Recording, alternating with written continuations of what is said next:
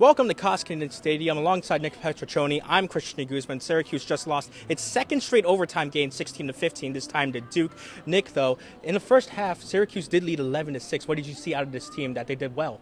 I saw a team that was able to produce a lot of offense with an unsung hero named Sergio Salcido, who had 3 goals in the first half. It allowed Cuse to rely on someone else other than their primary scorers like Dylan Donahue, Tim Barber, Nick Mariano that usually put in a lot of the goals for Cuse. It allowed them to alleviate some pressure and have Duke have to adjust to a man that they weren't really expecting to have a day like that.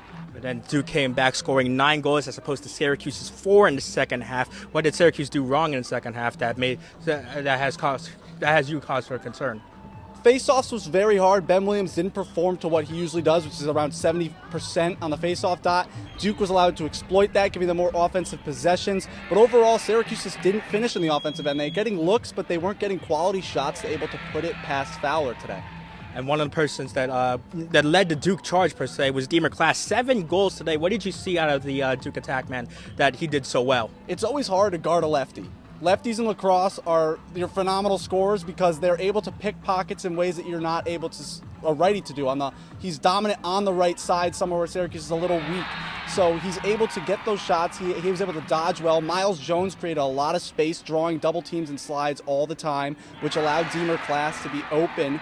And with a shot like Class has, a fast shot, crisp, he can pick corners when he wants to. If you give any room to Deemer Class, he's going to finish, and he finished 7 times today. And finally, someone who did have a rough second half was Warren. What did you see out of the Syracuse goalie that he needs to improve on? In the first half, it was a very great half for Warren Hill because of the fact that it was Duke's shooting was off. Duke wasn't putting the ball on the ground. Every shot was low right to Warren Hill's stick. They made his job very easy. So, and in the second half, they started putting that ball on the ground. They started changing plans, going high to low, low to high, really making Warren Hill have to work for everything he's given, every save he needs. And he started to struggle, and he kind of collapsed under pressure as Duke kept going on runs, and he kept falling behind. You could see the frustration in him. He wasn't making the saves because Duke was changing the planes. Deemer Class was selecting better shots. Overall, made Warren Hill's job very hard in the second half. So Syracuse loses its second straight game of the season, dropping them to 2 losses on the season, 16-15 in overtime against Duke. Reporting from Koskinen Stadium with Nick Petraccione, I'm Guzman.